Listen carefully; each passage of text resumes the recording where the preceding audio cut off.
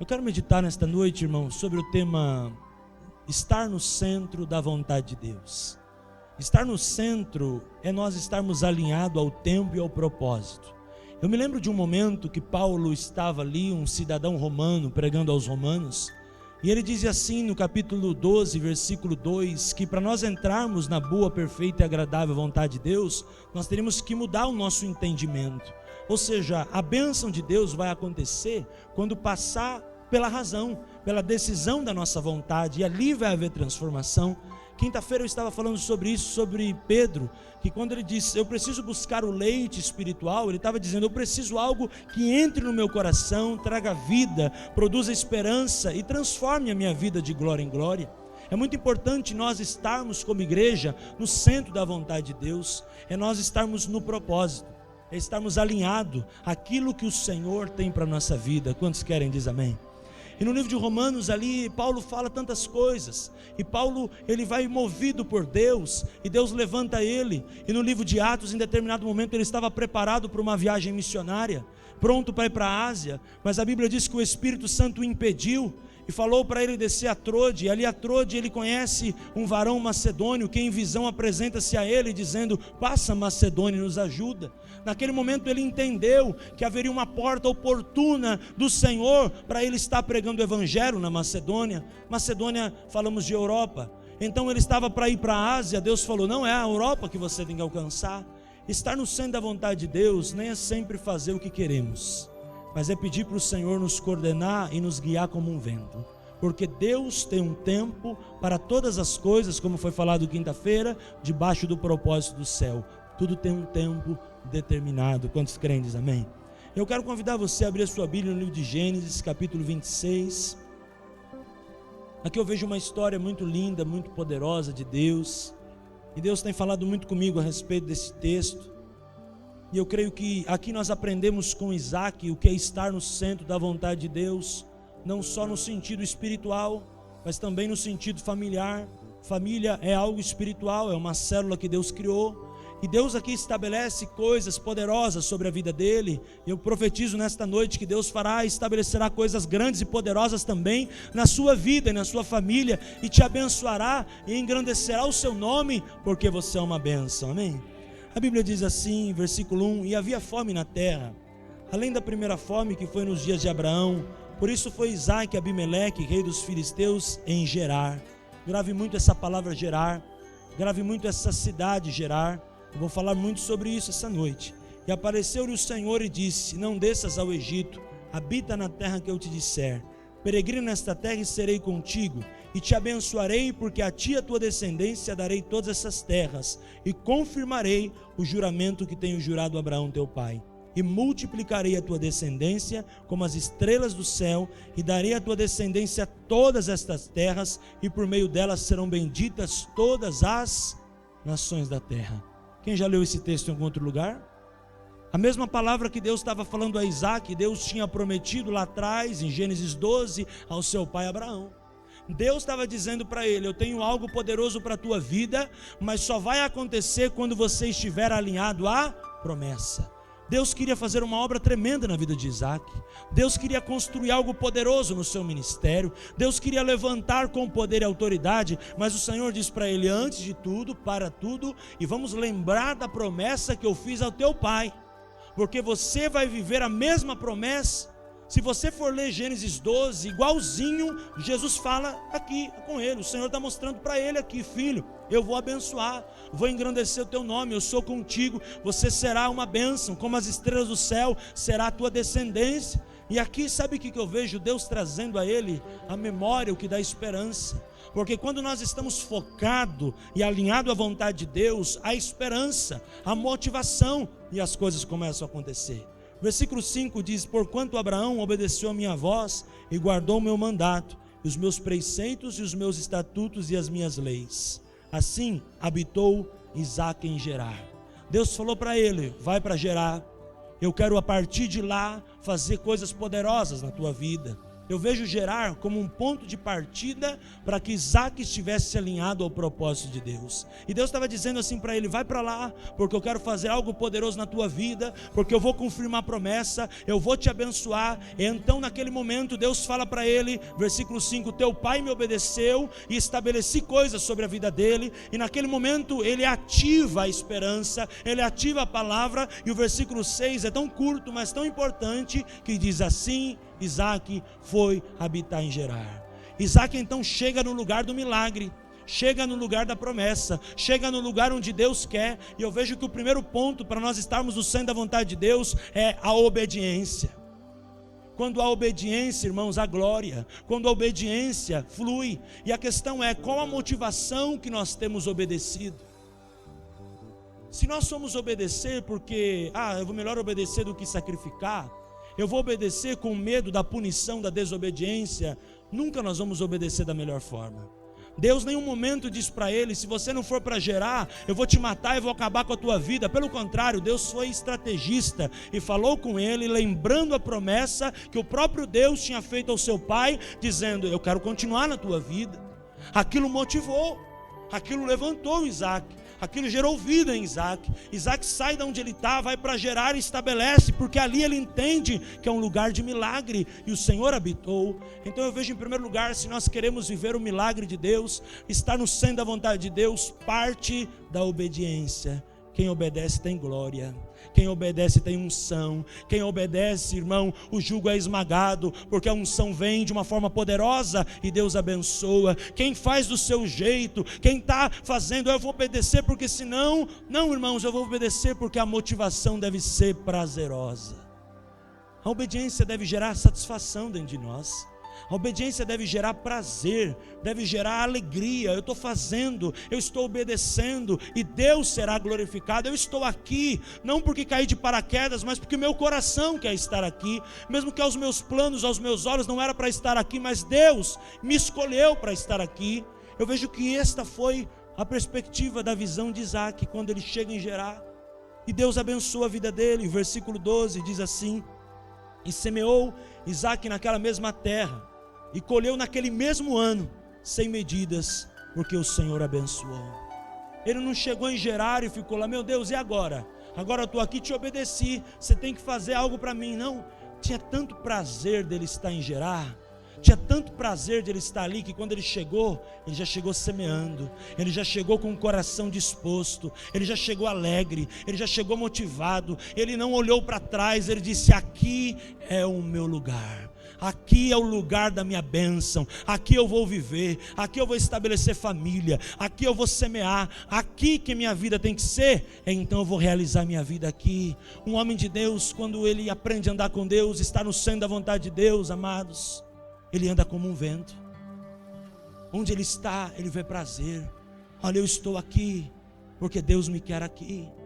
Ontem estava conversando com minha irmã, ela disse: quando a gente vai para os ribeirinhos, parece que a gente mora lá, a gente não quer voltar, porque é tanto prazeroso servir aquele povo, que quando a gente volta a gente chora, porque a gente gera um amor para aquele povo.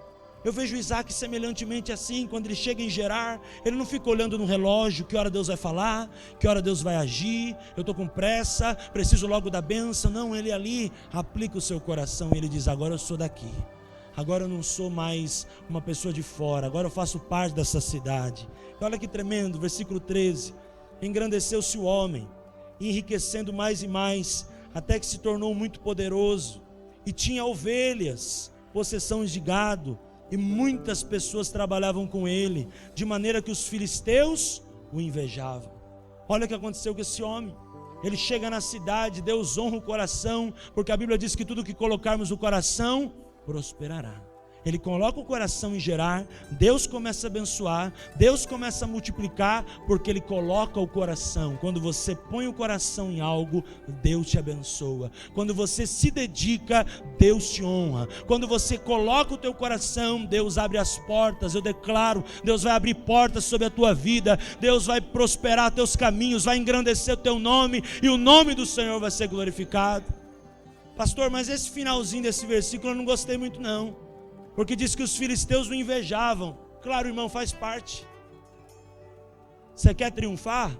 Sempre vai ter um levante.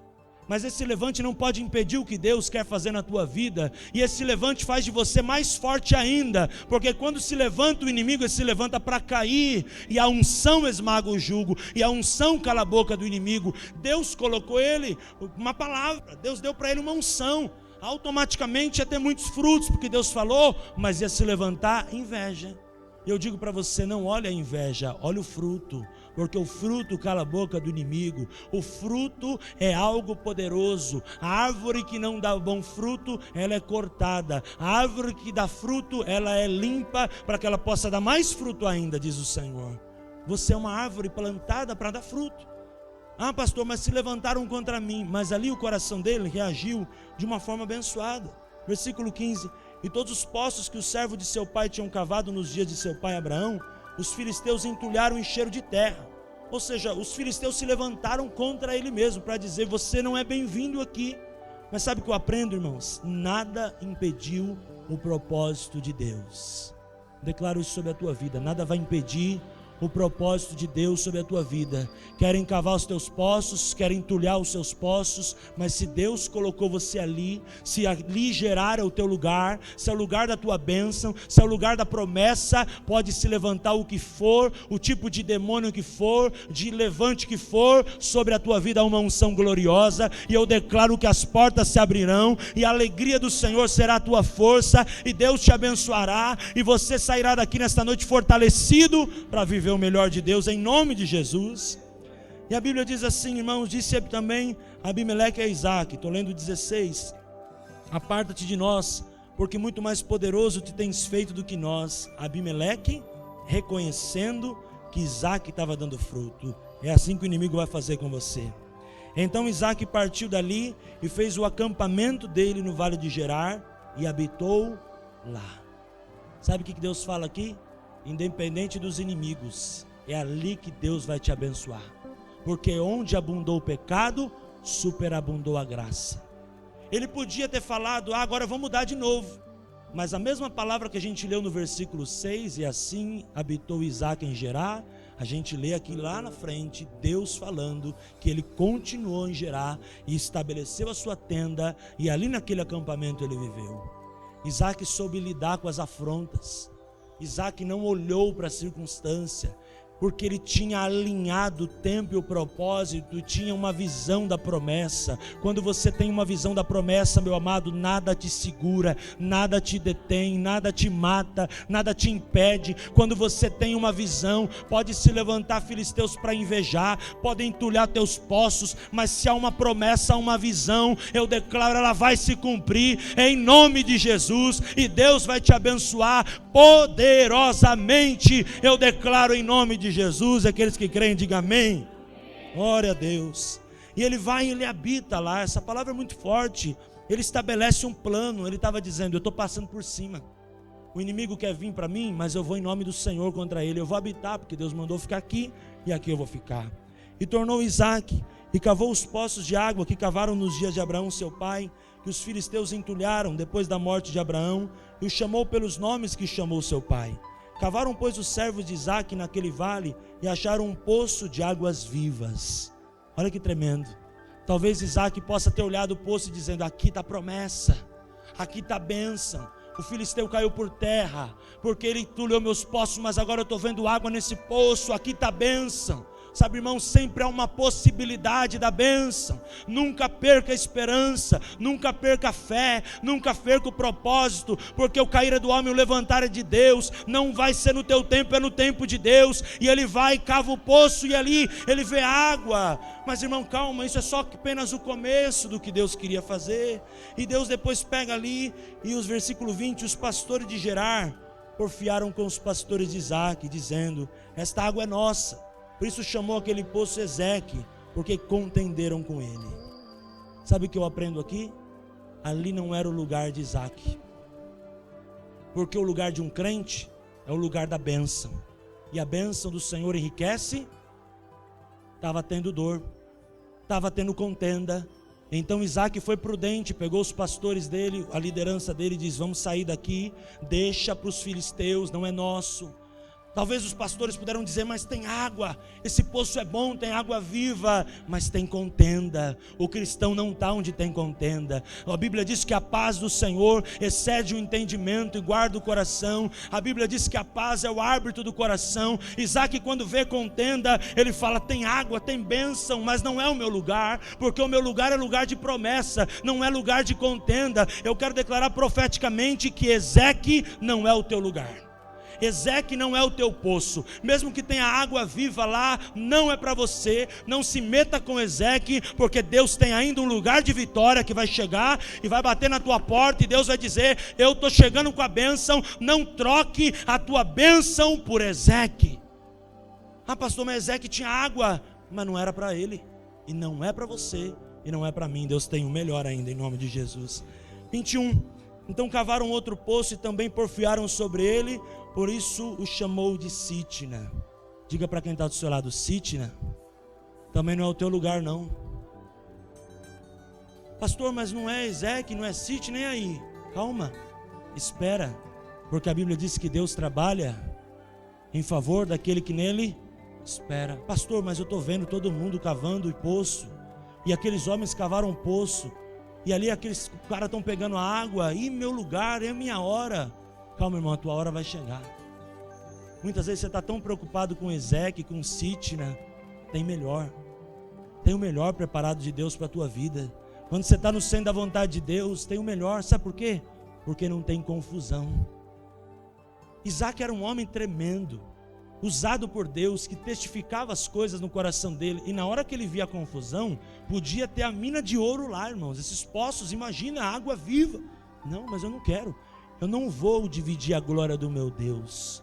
O que Deus tem para mim, Ele vai chegar na hora certa, vai testificar e vai me abençoar. Eu digo para você, não abra mão da tua bênção, não abra mão da tua vitória, não abra mão da tua promessa, e não troque a tua herança por um prato de lentilha. Não abra mão da bênção que o Senhor tem para a tua vida, não abra mão do propósito, porque quando você olha para Ezeque e Sitna e fica meio encantado, o inimigo ganha, porque você baixa a guarda, e a Bíblia diz que quando você abaixa a mão, o inimigo prevalece. Então nós temos que manter a mão erguida, confiando no Senhor, esperando o melhor, que Deus está cuidando nos mínimos detalhes, e deixa Ezeque e Sitna para eles, porque ainda lá não é o teu lugar. O teu lugar vai chegar, o melhor de Deus vai acontecer, Deus vai abençoar a tua história, Deus vai mudar o teu cativeiro. Ah, pastor, mas eu estou passando luta, ali parece uma possibilidade de vitória. É possibilidade, mas não é vitória, porque tem confusão. O lugar que Deus te colocará, eu declaro, haverá paz e bênção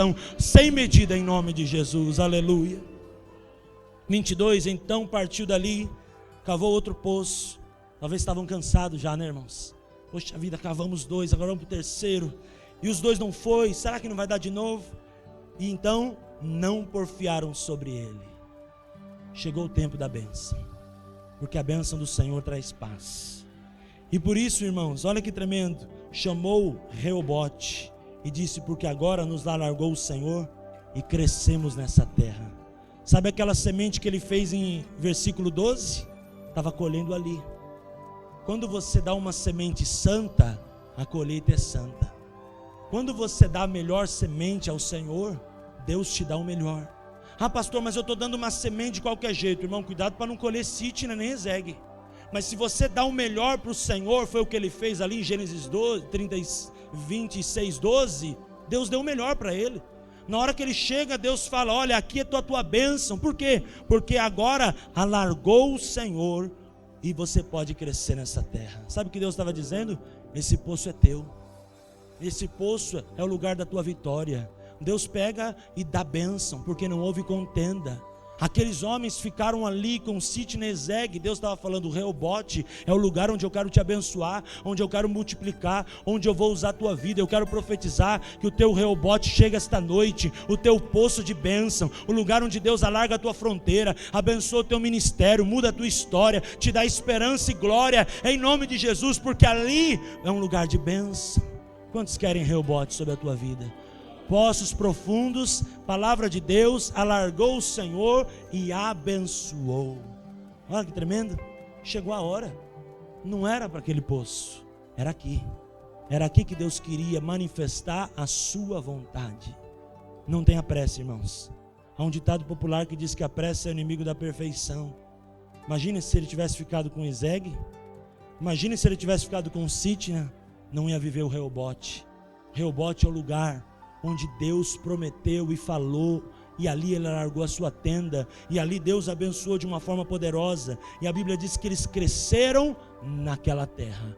Um homem que foi enviado, agora fazia parte da terra, porque ele tinha semeado e prosperado, e agora Deus estava honrando a vida dele. Quero declarar, se você obedecer, se você seguir o melhor de Deus, se você esperar o tempo de Deus, você vai entrar no centro da vontade de Deus, e o centro da vontade de Deus é o tempo mais o propósito. Ali você vai fluir, e eu declaro que a tua vida vai crescer, teu ministério vai prosperar, teus sonhos serão edificados, tua família vai ser restaurada, haverá salvação sobre o teu lar, porque você é um porta-voz de Deus, e Deus vai te abençoar de uma forma poderosa em nome de Jesus. Quantos querem o bom de Deus?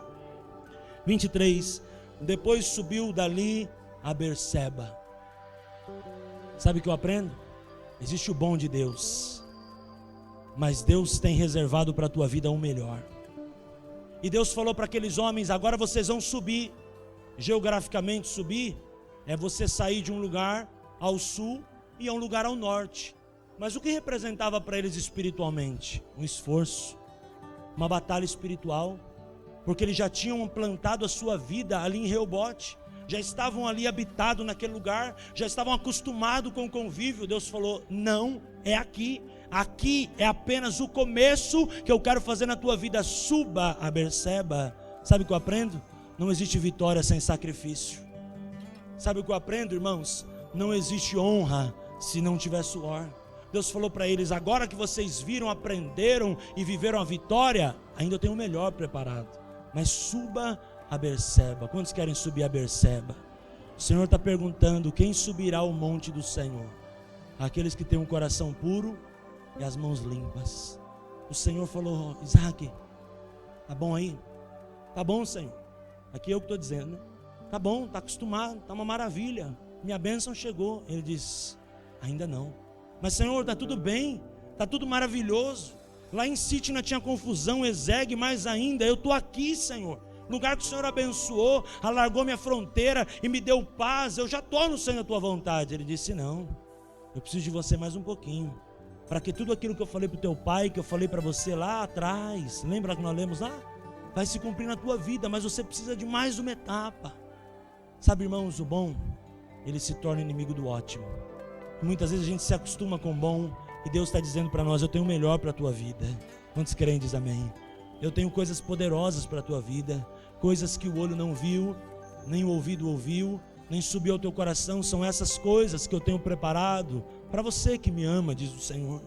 Então esse versículo 23, ele parece ser tão curtinho como aquele outro, mas ele tem tantas lições. Depois subiu ali a Berseba. 24, preste muita atenção. E apareceu-lhe o Senhor naquela mesma noite e diz: eu sou o Deus de Abraão, teu pai. Não temas, porque eu sou contigo, e abençoar-te-ei, e multiplicarei a tua descendência, por amor de Abraão meu servo. Então edificou ali um altar, e invocou o nome do Senhor, e armou ali sua tenda, e os servos de Isaque cavaram ali um poço. Sabe o que eu aprendo, irmãos? Berseba é o lugar da vitória. Berseba é o lugar da honra de Deus, porque aquele homem, quando ele chega em Berseba, algo diferente acontece. Se você for olhar, quando ele chega em Reobote, Deus abençoa e prospera. Mas quando ele chega em Berseba, Deus aparece e prospera. É muito mais poderoso Berseba do que Reobote. Quantos creem, diz amém? Porque quando ele está ali em Berseba, Deus aparece a ele, confirma a promessa, abençoa e frutifica a vida dele. Ou seja, Reobote ele foi abençoado porque ali Deus abençoou, mas quando ele chega em Berseba, Deus aparece para ele. Irmãos, talvez Deus nunca apareceu para nenhum de nós, mas imagina Deus aparecendo para você e olhando nos teus olhos e dizendo para você: eu te abençoo, confirma a promessa, força, aqui é o teu lugar, e Deus vai te abençoar, e coisas poderosas vão acontecer. Por isso nesta noite eu quero profetizar um tempo de Berseba sobre a tua família, um tempo de honra sobre o teu lar, um tempo de prosperidade. O tempo de Berseba não é o tempo da bênção só, é o tempo da bênção com a glória do Senhor, porque em Berseba ele foi transformado de glória em glória.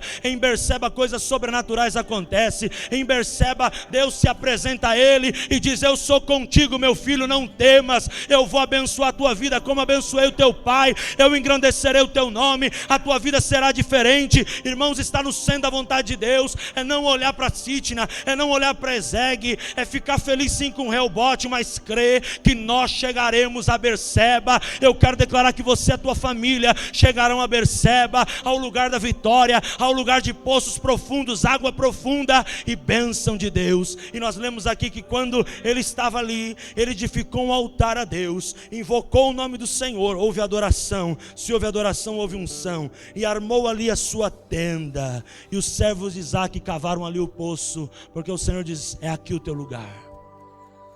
Aquela palavra que ele tinha ouvido lá atrás, vai para Gerar, o propósito de Deus não era dizer vai para Berseba, era dizer vai para Gerar, porque quando ele estivesse em Gerar, ele ia aprender que ele ia chegar em Berseba. Mas para chegar em Berseba ele tinha que passar por Ezegue, tinha que passar por Sitna, tinha que passar por Reobote, até chegar a Berseba. Quero declarar um tempo de Berseba vai chegar na tua casa.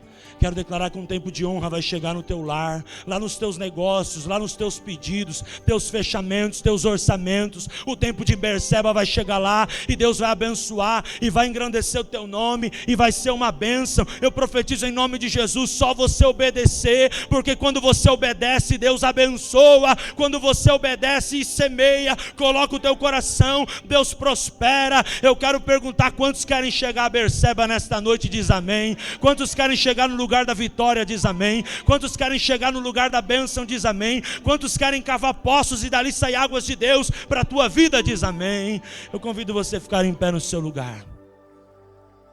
Eu quero dizer para você em nome de Jesus, que sobre a tua vida vem uma unção poderosa esta noite. Uma unção poderosa para você entrar neste lugar onde ali o inimigo não tem lugar. Porque se ele tivesse ficado em Ezegue, irmãos, ele daria legalidade ao inimigo, porque ele traria na confusão. Eu aprendo, irmãos, preste muita atenção, não entra no jogo do inimigo não. O inimigo quer roubar a tua vida, quer tirar você do propósito, não entra no jogo dele não. Ezegue não é o teu lugar. Muitas vezes você está afim de ir até ver logo a bênção, aí você vai entrar em Sitna, mas Sitna não é o teu lugar. Aí Deus te leva para Reobote, lá em Reobote você chega lá, acha que tudo vai acontecer, que tudo vai fluir, e não flui. Por quê? Porque foi ali o lugar onde Deus te abençoou. E não existe, irmão, um pulo de Sitna para Berseba, tem que passar por Reobote. Chegou em Reobote, foi um treinamento de Deus para ele, para quando ele estivesse em Reobote, Deus abençoasse a vida dele, e ele estivesse preparado para a glória que ele ia receber. Por isso que a Bíblia diz: eu vos transformo de passo em passo, de fé em fé e de glória em glória. Ele vai a Reobote, é um lugar muito bom. Deus fortalece a fé dele, Deus treina ele, capacita e enche ele de bênção, para quando ele entrasse em Berseba, ele não só recebesse bênção, que bênção talvez já tinha, mas recebesse glória, recebesse unção.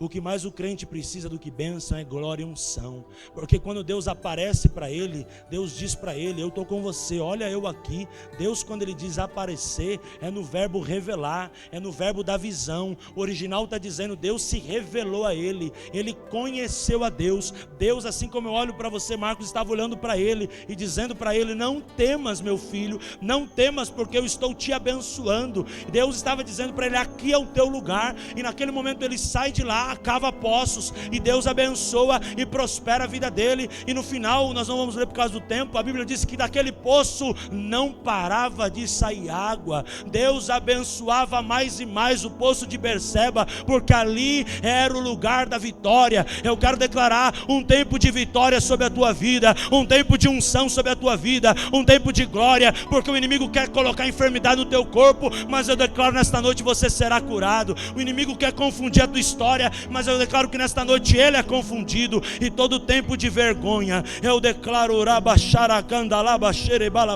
em nome de Jesus, todo tempo de vergonha, Deus dará dupla honra, e mudará a tua sorte, e mudará o teu cativeiro. Alegra o teu coração, alegra o teu coração nesta noite, minha irmã, porque Deus está te renovando. Alegra o teu coração, casal, porque Deus está fazendo algo novo. Alegra o teu coração, eu profetizo que Deus está fazendo uma obra poderosa, que Deus está mudando o teu cativeiro, porque Deus está mudando tudo hoje. Porque você muitas vezes olhou para Sitna e olhou para Ezeg e estava com pressa, mas porque você esperou e obedeceu, Deus está dizendo para você hoje: eu te levo a Berseba, eu te levo à vitória, eu te levo a poços mais profundos, e eu abençoo a tua vida. Muda o teu nome, engrandeça o teu coração.